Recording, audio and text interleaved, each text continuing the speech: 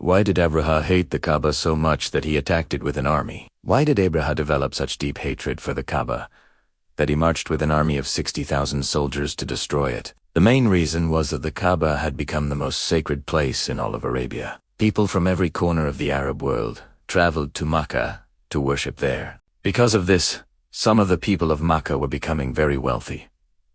This greatly angered Abraham. He could not accept that the people of Makkah had no king, no formal government, yet they had become the religious center of all Arabia. Before launching an attack, Abraha tried another strategy. In Sana'a, the capital of Yemen, he built a massive and magnificent church so the people would abandon the Kaaba and come to worship there instead. He decorated this church with jewels and treasures from around the world. It became the most beautiful and luxurious building in all of Arabia, something the Arabs had never seen before. Yet, despite all this grandeur, no one came to worship there. People continued to travel only to the ancient Kaaba. When this plan failed completely, Abraha was left with only one option. The Kaaba had to be destroyed. Abraha was not born into a royal family. He was originally a slave belonging to a small businessman from a minor city of the Roman Empire. At that time, a long war was ongoing between Yemen and Abyssinia Habash. Yemen was dominated by Jews, while Abyssinia was largely Christian. The Jews launched attacks on Christian areas, causing massive destruction. Since Christianity was backed by the greatest powers of that era, the Roman Empire intervened to help their Christian allies. With Roman support, Abyssinia defeated the Jewish rulers of Yemen and ended their rule forever. For this mission, the Romans sent one of their own slaves. He marched into Yemen with an army of 100,000 soldiers and crushed the Jewish forces. After this victory, Abraha became extremely powerful.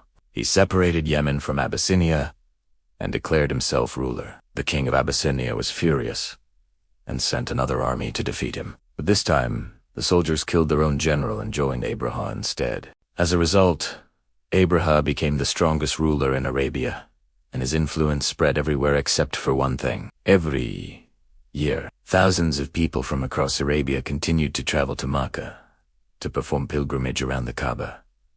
Abraha thought, "What's so special about this? We can build something better." So he constructed a grand church in his capital, filled with unmatched luxury. Despite all his wealth, effort, and power, no one abandoned the Kaaba.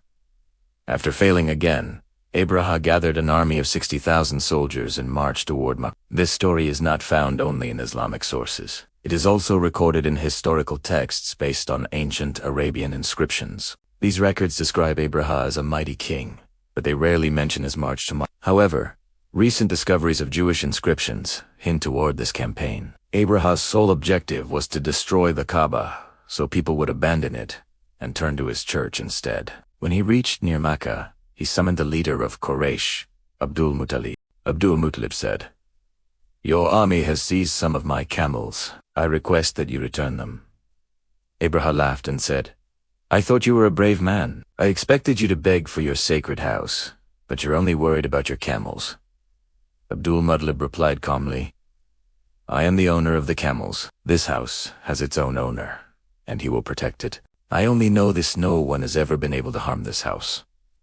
The next day, Abraha ordered his army to attack, but his elephants suddenly stopped and refused to move forward. No matter how hard they tried, it would not advance. At that moment, flocks of birds appeared in the sky. Each bird carried a small stone in its beak. These birds had never been seen before, nor were they seen again afterward. The birds targeted Abraha's soldiers, striking them with stones. Many historians believe this was an extreme outbreak of smallpox. As soon as the stones struck their bodies, the soldiers began to suffer severe itching, tearing at their own flesh until even their bones became visible. Terrified and destroyed, the army fled. Abraha's force of 60,000 was completely annihilated. The news spread throughout Arabia, and the Quraysh emerged as the most honored and respected tribe. Pilgrims began coming to the Kaaba in even greater numbers. Every year, the Grand Fair of Ukas was held in Makkah, and the wealth of its people multiplied. That same year, a remarkable event occurred. The eternal fire in Iran's greatest fire temple burning for centuries was suddenly extinguished, and on that very day, in Makkah, an orphan child was born. His name was Muhammad, peace be upon him.